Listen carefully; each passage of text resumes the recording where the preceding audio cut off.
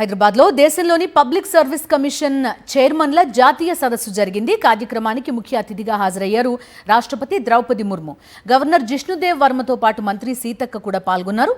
దేశంలో public service కమిషన్లు ఎదుర్కొంటున్న సవాళ్లపై చర్చించారు.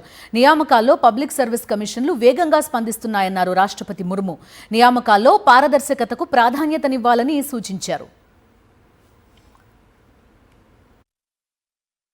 The fundamental right of equality of opportunity in matters of public employment of the directive principles guiding the state to secure a social order for the promotion of welfare of the people indicate the pathway for the public service commissions.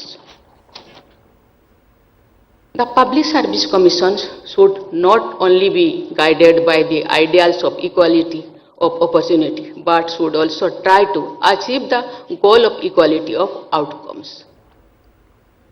In other words, the commissions are change agents who promote equality and equity. Kamareddy జిల్లా ఎల్లారెడ్డిలో బంద్ కొనసాగుతోంది.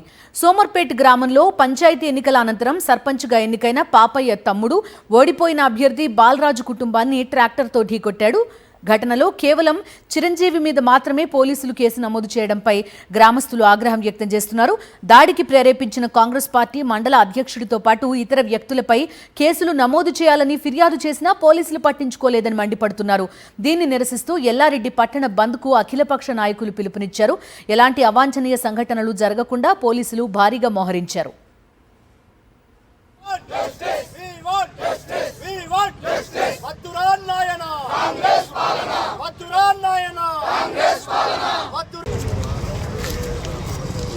Shadows అట్లా seat ఉన్నారనుకో పెద్ద line ఉంటుంది, బాగుంటుంది.